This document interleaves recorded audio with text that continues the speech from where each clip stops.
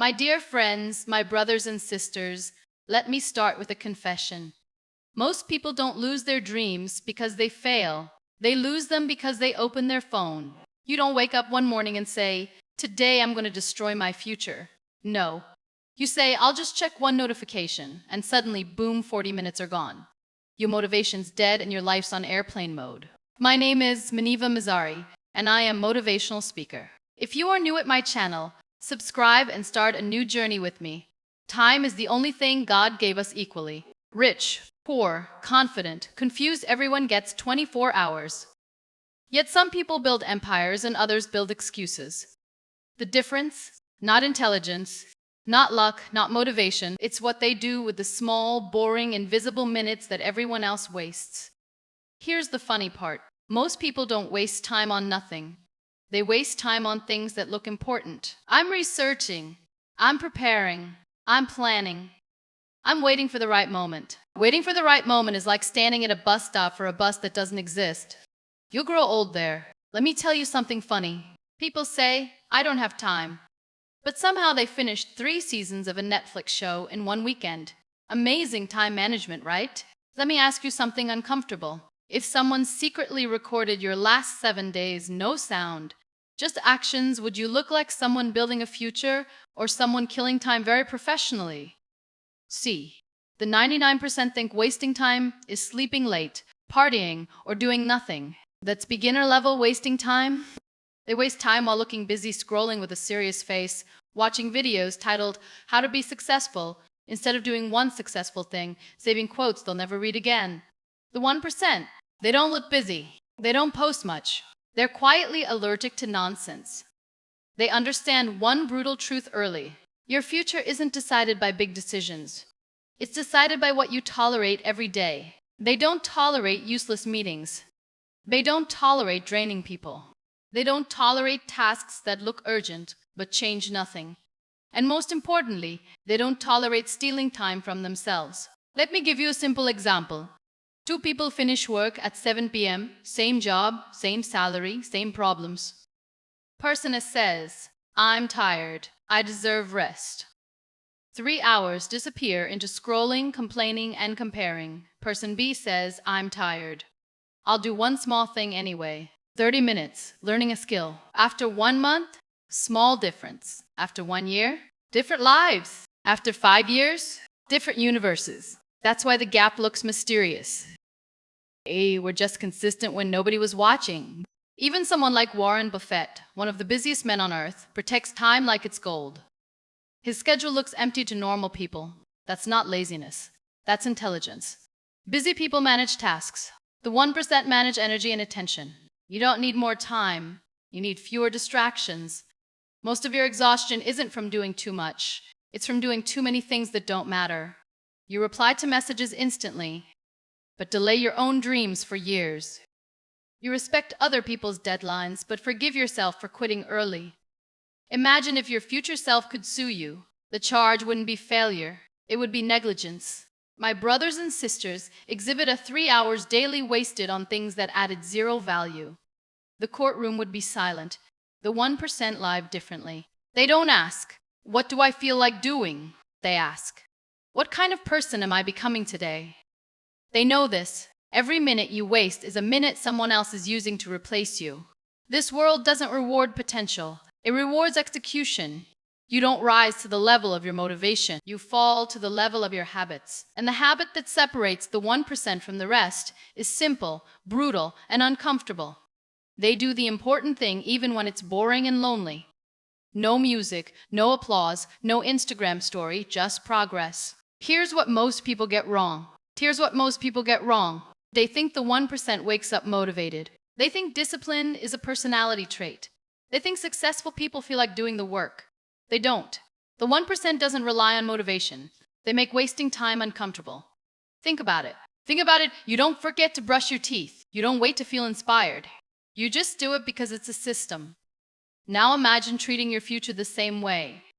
This is why athletes train on days they hate training. Why writers write when they have no ideas. Why top performers protect boring routines.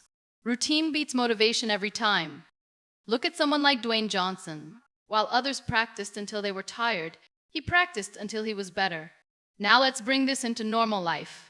You wake up, you grab your phone. That single action quietly decides your day. Not because phones are evil, but because attention is expensive. Once your attention's gone, your day follows. If something doesn't move their life forward, it gets limited, scheduled, or removed. They don't fight temptation. They design around it. You keep junk food out of sight when you want to eat healthy. You delete apps when you want focus. There's a famous idea that explains this perfectly. Most people overestimate what they can do in 1 week and underestimate what they can do in 5 years. The 1% thinks long term. They're not impressed by quick wins. They're obsessed with repeatable ones. They ask, if I repeat this daily for years, who will I become? Not, how do I feel today? Here's a very relatable example. One person wants to get fit. They watch workout videos, save routines, research for hours. Zero sweat, zero progress. No plan, no perfect gear. 1 year later, one's still watching fitness content. Execution beats consumption. The 1% consumes less and executes more. And they don't try to fix everything at once. They fix 1 hour. An hour that used to disappear. An hour that used to be wasted. An hour that now builds something. That hour becomes a habit. That habit becomes an identity. That identity becomes a life. This is how the gap grows quietly, daily, unstoppably. Ask this instead, which hour of my day is being stolen? And what am I finally willing to defend? Because once you win that hour, the rest of your life starts to follow. My brothers and sisters, let me expose everyone in this room real quick. Most people don't waste time doing nothing. They waste time preparing to start. You don't start the thing. You research the thing. You don't work out. You watch workout videos. You don't build a business. You watch How I Made Buy Million at 23 videos at 2 a.m. in bed, and somehow you still feel productive. You tell yourself, I'm learning. You're being entertained. Be honest. How many screenshots do you have in your phone called motivation, business ideas, important, read later, read when, in your next life? You save it, feel smart for 2 seconds, and never open it again. That's modern productivity. Here's a painful example. One person wants to get fit. They read, watch transformation videos, save workouts, debate protein brands, buy shoes they never use. Another person just walks. No playlist, no fancy plan, just walking. 6 months later, one has knowledge, screenshots, opinions. The other has results. Not the one with the folders. Let's talk about the biggest lie people tell themselves. I'm not ready yet. Ready for what? You think one day confidence will just fall from the sky. Nobody wakes up confident. They wake up used to doing the work. Execution is what makes you feel ready, not the other way around. Someone like Mr. Beast didn't start knowing YouTube. He posted bad videos, then slightly less bad videos, then good ones. Most people quit at bad. He stayed. Here's the real reason people love consuming instead of executing. Watching is safe. Doing is risk. You can't fail watching. You can't get judged planning. You can't embarrass yourself learning. Execution hurts the ego. So you hide in research mode and call it patience. The 1% does something very simple. They stop asking, what should I watch next? And start asking, what's the smallest thing I can do right now? 1 page, 1 message, 1 rep, 1 attempt. No mode required. And no, they're not more motivated than you. They're just allergic to wasting time feeling smart without results. Here's the switch that changes everything. 1 hour less consuming, 1 hour more doing. You don't need to quit social media. You don't need to become extreme. Just stop ending your days with nothing done. Ladies and gentlemen, let's talk about bad days because nobody talks about them. Everyone pretends they're disciplined every day. That's a lie. They wake up tired, unmotivated, questioning everything. Sometimes they do nothing useful all day. They don't panic about it. Most people mess up once and immediately go dramatic. I ruined everything. I lost my discipline. I need to restart on Monday. Next month will be my comeback. Relax. You miss one day, not your destiny. Here's what actually happens. You miss a workout. You don't work on your goal. You waste time, normal, but then you add guilt. Now you're not tired, you're disappointed in yourself. So the next day you avoid the work because it reminds you of yesterday, and suddenly one bad day becomes a bad week. The 1% doesn't do this. They treat bad days like bad weather. It's raining today. Okay, not, my life is over because it rained. They don't ask, how do I feel today? They ask, what's the minimum I can do and still move on? Sometimes the answer is 10 minutes, one page, one email, one small step. No catching up, no punishment, no motivational speech in the mirror, just continuation. Here's a very real example. Most people miss one gym session and say, well, the week's ruined. The 1%?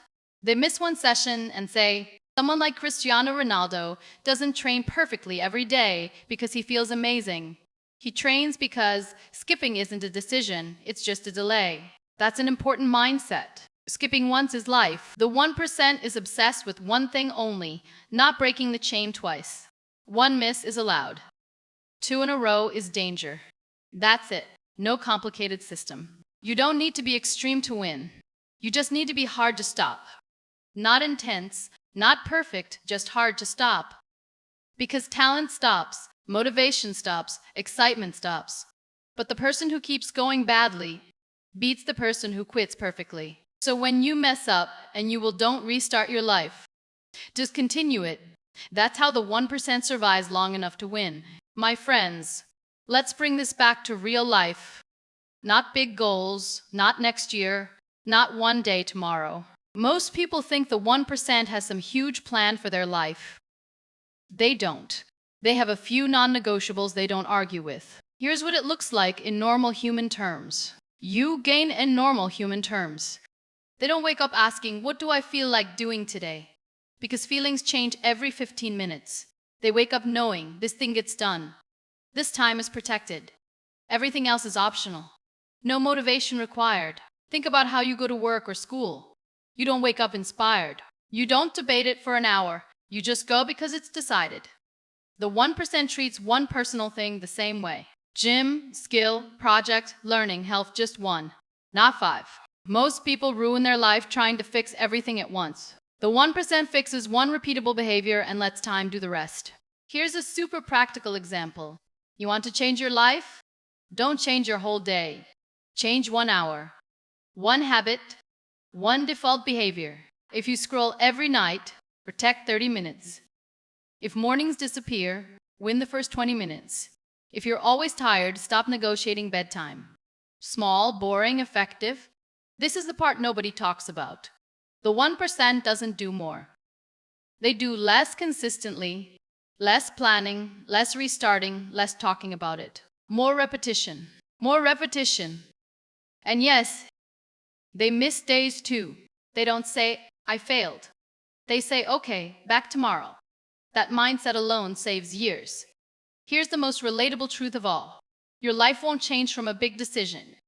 It'll change from what you do by default when you're tired. That's the real test. By Kami 90Z.